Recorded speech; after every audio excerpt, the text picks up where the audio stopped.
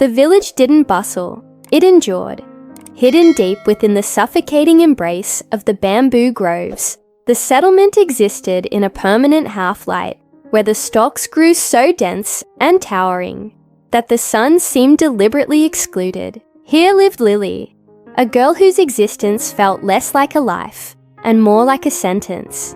An orphan in a superstitious hamlet, she was regarded as a bad omen, something tolerated, never embraced. Her stepmother, Madame Mildred, understood this unspoken hierarchy perfectly. She was a woman shaped by bitterness, her eyes flat and cold, like a lake that never thawed. Her own daughter, Cammy, thrived in excess, consuming more than her share, while Lily slowly diminished. Lily's days followed a precise pattern of quiet erosion.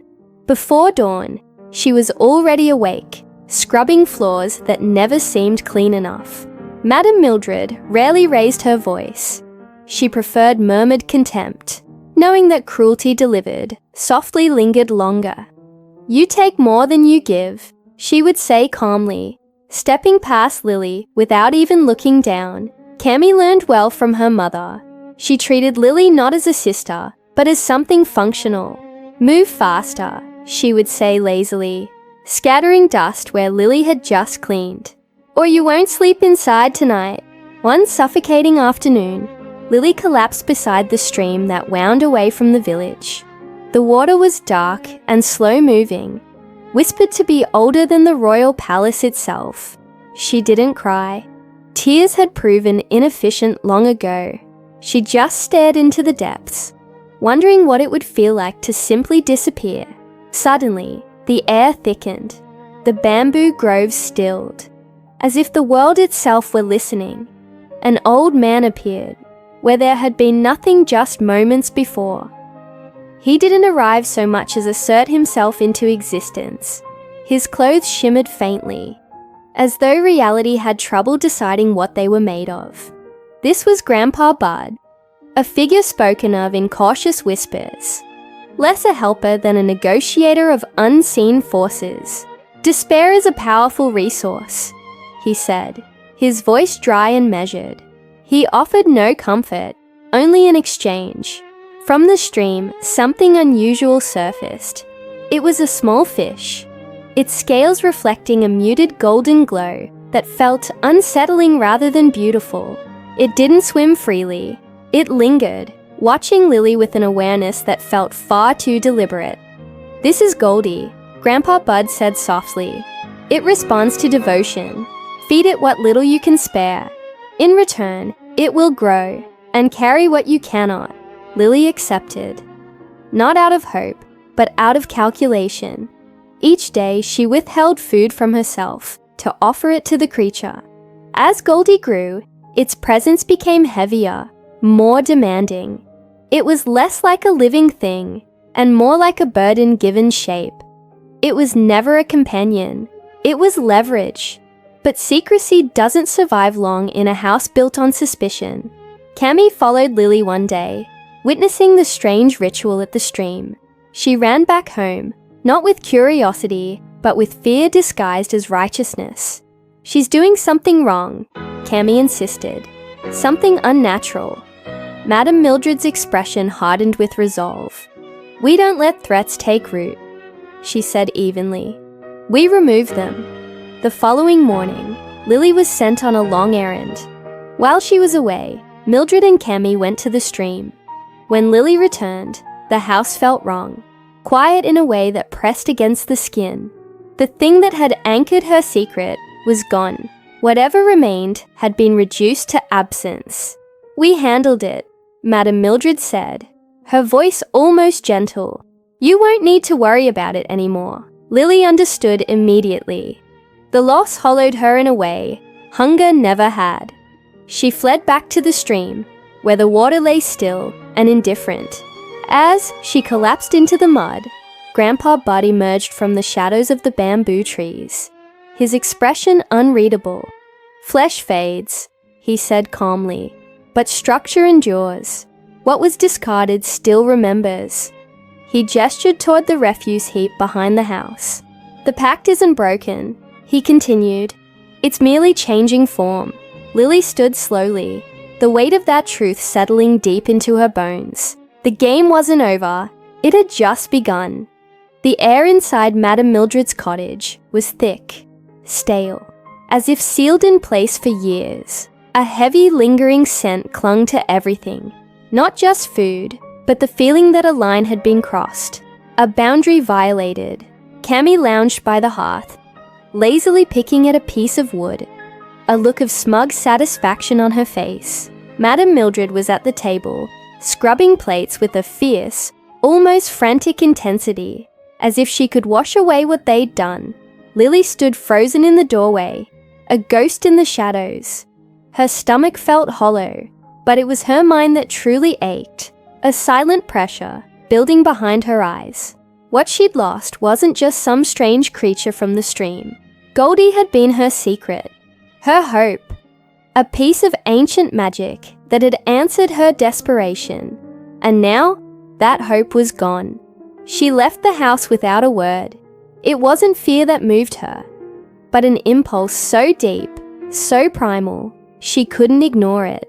The bamboo groves closed in around her as she ran, their stalks whispering like uneasy secrets. The wind carried a voice, not the gentle lullaby she remembered. Grandpa Bud's words were no longer soft. They were sharp, purposeful, echoing directly in her thoughts. What is taken does not always disappear. Retrieve what was left behind. The pact endures. At the edge of a small garden, beneath the wide leaves of banana trees, she saw it.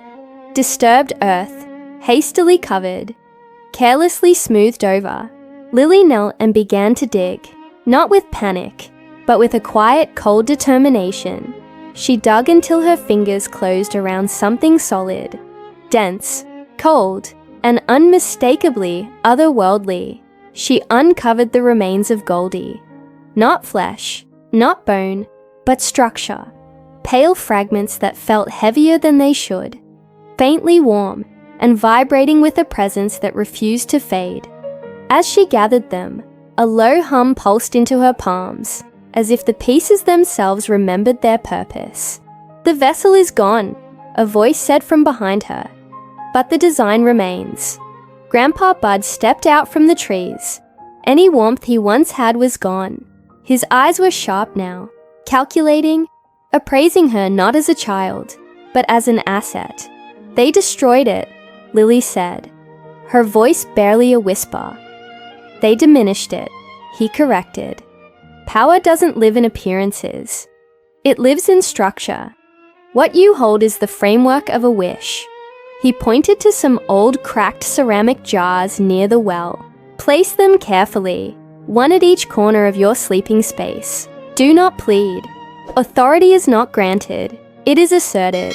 That night, Lily did as he said. The ritual was simple, almost mundane, performed under a starless sky. As she buried the final jar, the very air inside the cottage shifted. The space felt tighter, denser, as if the house itself was now aware of something growing just beneath it. In the days that followed, a deep unease settled over the household. Cammy tossed and turned, waking from dreams she couldn't quite remember. Madame Mildred's hands trembled as she worked. Neither of them could explain the growing feeling that something under the floorboards had begun to listen. When the day of the festival arrived, Lily stood alone in her room. The four corners of the space vibrated faintly, responding to her. She didn't whisper a wish. She claimed a transformation. Power rose, not as a flash of light or a shower of sparkles, but like a second skin forming all around her. Her worn clothes dissolved, replaced by a gown that shimmered with a strange, unsettling iridescence, beautiful in a way that made you want to look away. At her feet, slippers appeared, gleaming like solidified starlight, perfect, unyielding, and deliberately made. The wind snaked through the cracks in the walls, carrying one final instruction. "Go! You have been noticed." Lily stepped over the threshold of the cottage. She was no longer just a girl escaping hardship. She was stepping into a much larger, darker mechanism, one that fed on ambition, contracts, and carefully hidden costs. The road to the royal palace stretched out before her, and as she walked it, she wasn't a dreamer hoping for a fairy tale. She was a weapon, carefully assembled for a purpose that was only just beginning to be revealed. The deal was done. In the deep shade of the bamboo groves, Lily found no fairy godmother, just the quiet finality of a contract fulfilled. Grandpa Bud stood by the jars, his face a mask. He wasn't a guide or a protector, just a facilitator. What was left of Goldie was no longer a living thing, no wish granter. It had become a mechanism, a tool to reshape reality through sheer intent, not mercy. As Lily reached for the jars, their contents stirred, responding to her. The feeling wasn't gentle or comforting. Something cold and deliberate wrapped around her arms, weaving itself into a garment that shimmered with an unsettling light. The colors seemed to move when you weren't looking directly at them, hiding the exhaustion and neglect she wore like a second skin. It wasn't a gift. It was a disguise. At her feet, delicate slippers appeared, clear and luminous, unnervingly perfect. They weren't made for comfort. They were made to be noticed. She didn't just walk to the festival. Something pulled her forward. An unseen force, guiding her every step.